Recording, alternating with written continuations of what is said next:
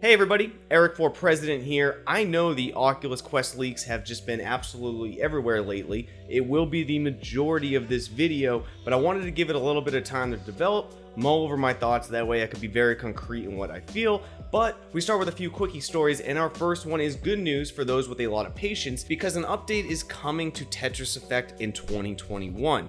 In a tweet by the developers of Tetris Effect, the ultimate version, including competitive online and multiplayer modes, will be coming to select platforms. More importantly though, in a follow-up tweet, we get this. Already own Tetris Effect? The multiplayer expansion will be available as a free update for all of the versions of Tetris Effect in summer 2021. It is a very long way away. A lot of patience is going to be needed, but I'm very glad to see this because it's a fantastic game that can feel isolating at times, and multiplayer is going to be very good for it. Also, let's talk a little bit about Oculus venues, and although it's not new, it is something that I'm surprised many people are not more familiar with on something going on in it right now. For those unfamiliar with Oculus venues, as it's, again, not talked about much, you can choose to enjoy events and shows from an ongoing calendar of live immersive events.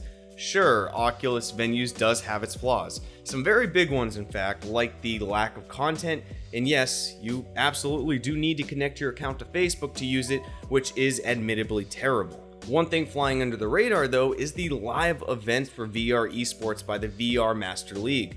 Established in early 2017, the VRML is a community-driven platform which is powered by the players and supports the most competitive games out there like Onward, Pavlov, Echo Arena, Contractors, many more other ones as well. But the reason I bring up Oculus venues is you can actually watch live VR esports right in Oculus venues.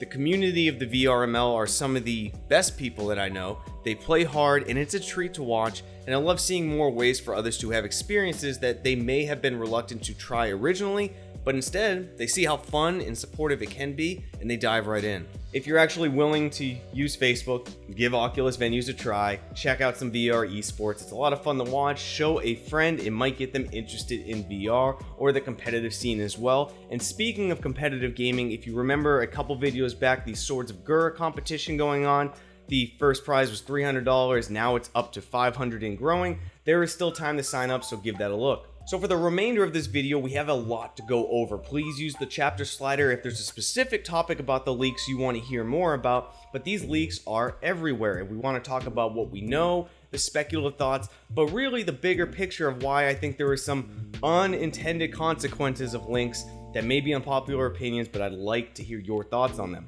We also have a lot to cover, like what we know, what we can see in the pictures, speculation and my most optimistic guess on what it will be, but also why this shows us why we need to change as a VR community, but I'm getting ahead of myself. Let's start with the question of what do we know for sure, and the honest answer is nothing.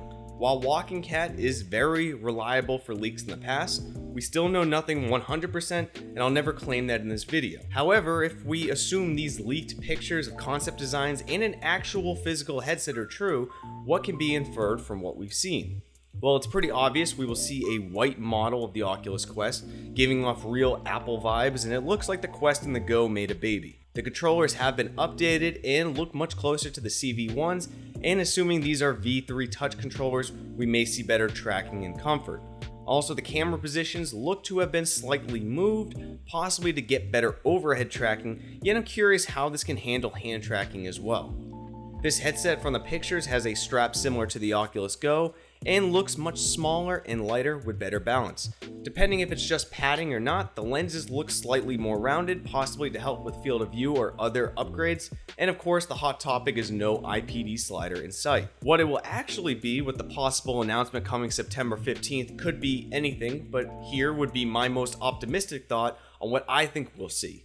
Being optimistic, I think 90 Hz, slightly upgraded OLED lenses with possible wider field of view, better controllers, lighter and better balanced at a $299 price point.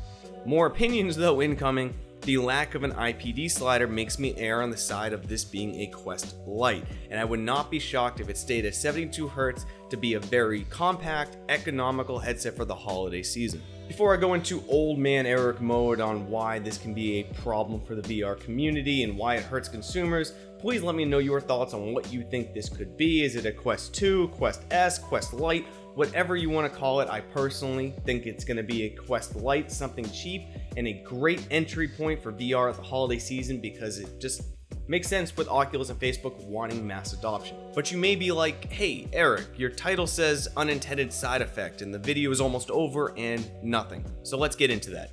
I am part of the VR bubble, a community that while some of the most exciting things happen in our universe, like standalone VR ventures into the unknown, somehow that hype rarely cracks the surface of our bubble to the mainstream audience.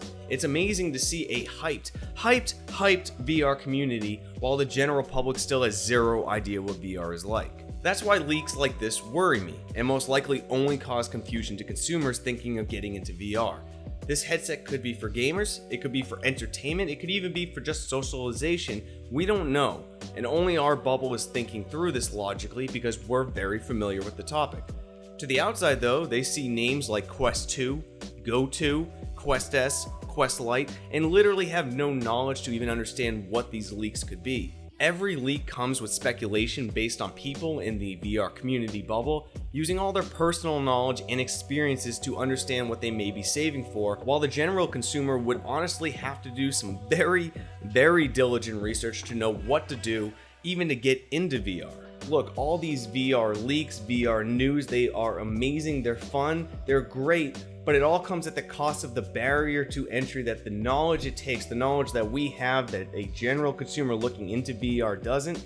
It can cause a lot of confusion, and I hope moving forward that I can find a better way to bridge the gap between using all the experiences and knowledge that I already have in VR and translating that better to marketing VR to the general consumer, something I hope happens better in the future from big companies. But that's the old man Aric rant. That is the end of today's video. Please leave a like if you did enjoy it. Make sure to subscribe, hit that bell icon so you never miss a video. And as always, see you on the next one, Space Cowboys.